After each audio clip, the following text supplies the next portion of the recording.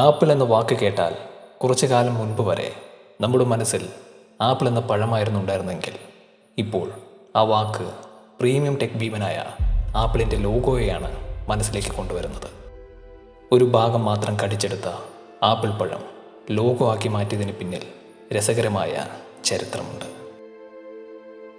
1977 തന്നെ ആപ്പിൾ തങ്ങളുടെ ലോഗോ മാറ്റി. സ്റ്റീവ് ജോബ്സ് ആണ് ലോഗോ മാറ്റണമെന്ന ആവശ്യം മുന്നോട്ട് വച്ചത്. ന്യൂട്ടൻ്റെ ചിത്രമുള്ള ലോഗോ സങ്കീർണവും പഴഞ്ചനുമാണെന്നായിരുന്നു ദീർഘവീക്ഷണമുള്ള ആ മനുഷ്യൻ്റെ വാദം. കമ്പനിയുടെ തത്വചിന്തയെ പ്രതിനിധീകരിക്കാത്തതാണ് ഈ ലോഗോ എന്നും അദ്ദേഹം കരുതി. ലളിതവും ആധുനികവുമായ ആപ്പിൾ എന്ന പേരിനെ സംഗ്രഹിക്കുന്ന ഒരു ലോഗോ ഉണ്ടാക്കണമെന്നും അദ്ദേഹം ആവശ്യപ്പെട്ടു. ആദ്യ ലോഗോയിൽ ഐസക് ന്യൂട്ടൻ്റെ തലയ്ക്ക് മുകളിൽ ഒരു ആപ്പിൾ തൂങ്ങിക്കിടക്കുന്നതായിട്ടാണ് കാണിക്കുന്നത്. Newton, a mind for ever voyaging through strange seas of thought alone. Newton വിചിത്രമായ ചിന്താസമുദ്രങ്ങളിലൂടെ മാത്രം സഞ്ചരിക്കുന്ന ഒരു മനസ്സ് എന്നും എഴുതിയിട്ടുണ്ടായിരുന്നു. ഈ ലോഗോയ്ക്ക് ഒരു വർഷം പോലും ആയുസ് ഉണ്ടായിരുന്നില്ല എന്നതാണ് സത്യം. ബിറ്റൻ ആപ്പിൾ അഥവാ ഒരു ഭാഗം കടിച്ച ആപ്പിൾ ലോഗോയുടെ ആദ്യ പതിപ്പ് മഴവിൽ നിറത്തിലായിരുന്നുവെങ്കിൽ ഇന്ന് കാണുന്ന ക്രോം നിറത്തിലേക്കുള്ള മാറ്റത്തിനിടെ ലോഗോ പല നിറങ്ങളിലും പ്രത്യക്ഷപ്പെട്ടു. 1977 മുതൽ 1998 മഴവിൽ നിറത്തിലുണ്ടായിരുന്ന ലോഗോ 1998 തന്നെ അർദ്ധസുതാര്യമായി മാറി. ഈ ലോഗോ ഒരു വർഷം തികച്ചു നിലനിർത്തിയില്ല.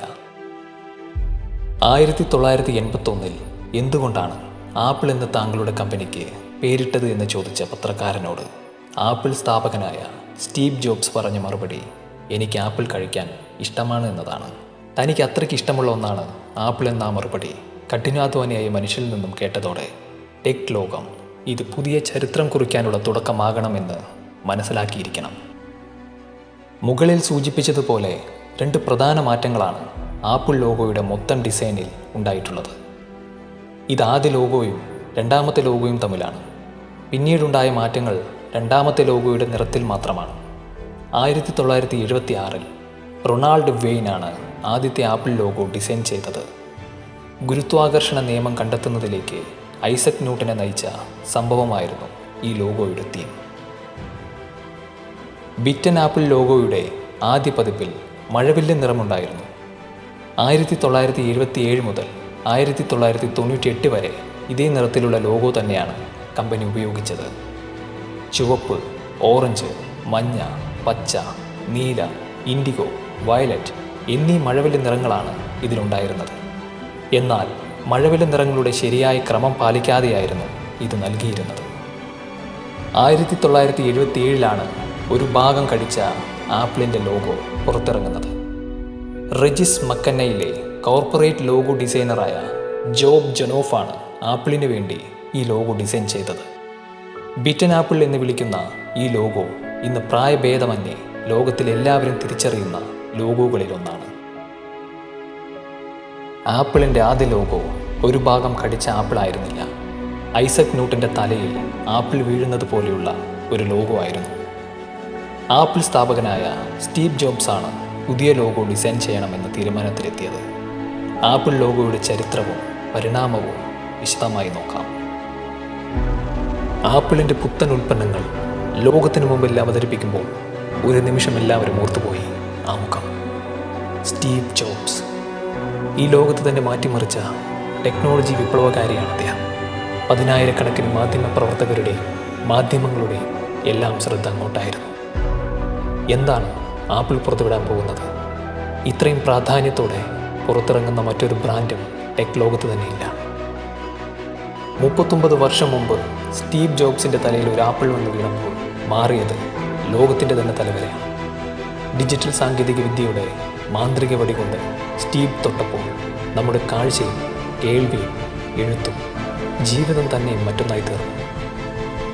ലോകത്തെ അടിമുടി നവീകരിച്ച മാറ്റത്തിൻ്റെ പ്രധാന കാരണക്കാരെന്ന നിലയ്ക്കാവും ആപ്പിൾ ചെയർമാനും മുൻ സിഇഒയുമായ സ്റ്റീവ് ജോബ്സ് ഓർമ്മയിലും ചരിത്രത്തിലും ജീവിക്കുക. 56 വയസ്സിൽ സ്റ്റീവ് കണ്ണടയ്ക്കുന്നത് ഒരു മനുഷ്യായുസിൻ്റെ കർമ്മസാധ്യതകൾ അത്രയും തെളിയിച്ചാണ്.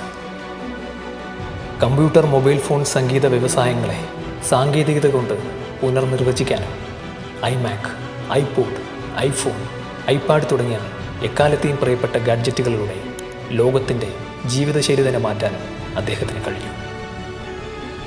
1976 സ്റ്റീവ് വോസ്നിയാക്ക്, റൊണാൾഡ് വെയ്ൻ എന്നിവർക്കൊപ്പം ഒരു പഴയ കാർ ഷെഡിൽ ആപ്പിൾ പേഴ്സണൽ കമ്പ്യൂട്ടർ കിറ്റ് നിർമ്മിച്ച് കമ്പനിയുടെ പിറവിക്ക് നായകത്വം നൽകിയ സ്റ്റീവിന് തൻ്റെ സ്ഥാപനത്തെ ലോകത്തിൻ്റെ ഏറ്റവും വിലപിടിപ്പുള്ള ബ്രാൻഡാക്കി മാറ്റാനുള്ള മാജിക് അറിയാമായിരുന്നു. ലളിതമായിരുന്നു ആ മന്ത്രവിദ്യയുടെ ചേരുവകൾ. സർഗശേഷിയും കഠിനാധ്വാനവും സമർപ്പണവും. കഷ്ടപ്പാടുകളും സങ്കടങ്ങളും നിറഞ്ഞ തൻ്റെ ബാല്യ കൗമാരങ്ങളോടുള്ള മധുര പ്രതികാരം പോലെയാണ് ലോക ജനതയുടെ നിത്യജീവിതത്തിലേക്ക് പുതിയ സന്തോഷങ്ങൾ പലതും സ്റ്റീവ് കൊണ്ടുവന്നത്. 25-ാം വയസ്സിൽ അദ്ദേഹം ദശകോടികളുടെ അധിപതിയായി. തൊട്ട വർഷം ടൈം മാഗസിൻ്റെ കവർ ചിത്രമായി. ലോകത്തിലെ ഏറ്റവും വിലപിടിപ്പുള്ള IT കമ്പനിയുടെ അമരക്കാരനായിട്ടും വാർഷിക ശമ്പളമായി വെറും $1 മാത്രം വാങ്ങി. അതിൽ പാതി താൻ കമ്പനിയിൽ വരുന്നതിനും ബാക്കി തൻ്റെ സേവനത്തിനുമാണെന്നും ചിരിയില്ലാതെ പറഞ്ഞു. കോളേജിൽ ആദ്യ സെമസ്റ്ററിൽ തന്നെ പഠനം മുറിച്ച് പുറത്തു പോകേണ്ടി വന്നയാളാണ് ഡിജിറ്റൽ സാങ്കേതികവിദ്യയുടെ പുതുഭൂഖണ്ഡങ്ങൾ കണ്ടെത്തിയതെന്നാണ് ഏറ്റവും വലിയ വിസ്മയം. ലളിതമായിരുന്നു അദ്ദേഹത്തിൻ്റെ ജീവിത ദർശനം. സ്റ്റീവിൻ്റെ കൈവിരൽ തൊടുന്നതിന് മുമ്പും ഇവിടെ കമ്പ്യൂട്ടറും മൊബൈൽ ഫോണും ഡിജിറ്റൽ സംഗീതവും ഒക്കെ ഉണ്ടായിരുന്നു. പക്ഷേ ആപ്പിളിൻ്റെ നാമത്തിൽ അദ്ദേഹം അവയൊക്കെ പുതുക്കി പണിഞ്ഞപ്പോൾ ഐമാക്കും ഐഫോണും ഐപോഡുമൊക്കെ ഉണ്ടായി. പാൻക്രിയാറ്റിക് ക്യാൻസറിൻ്റെ അസഹ്യവേദനയിൽ സ്വയം ദിവസങ്ങൾ എണ്ണുമ്പോഴും ലോക ജനതയുടെ സമയത്തെ സാർത്ഥകമാക്കാനാണ് അദ്ദേഹം ശ്രമിച്ചത്. 7 വർഷം മുമ്പേ അദ്ദേഹം ക്യാൻസർ ബാധിതനായെങ്കിലും ലോകം അതിൻ്റെ ഗുരുതരാവസ്ഥ അറിഞ്ഞത് അവസാന നിമിഷം മാത്രം. രോഗം മൂർച്ഛിച്ചപ്പോൾ സ്വന്തം ആപ്പിൾ സാമ്രാജ്യത്തിൻ്റെ CEO പദവിയിൽ നിന്നും വിടവാങ്ങി. ചെയർമാനായി തുടരുകയും ചെയ്തു. രോഗക്കിടക്കയിലും കർമ്മനിരതനായിരുന്നു സ്റ്റീവ്. താൻ ഉടനെ മരിക്കുമെന്ന തോന്നൽ ജീവിതത്തിലെ പല നിർണായക തീരുമാനങ്ങളെടുക്കാൻ സഹായിച്ചുവെന്ന് അദ്ദേഹം പറഞ്ഞിരുന്നു. നൂറ്റാണ്ട് കണ്ട ഏറ്റവും പ്രചോദനകരമായ വിജയകഥയിലെ നായകനാണ് ടെക് ലോകത്ത് നിന്നും വിടവാങ്ങിയത്.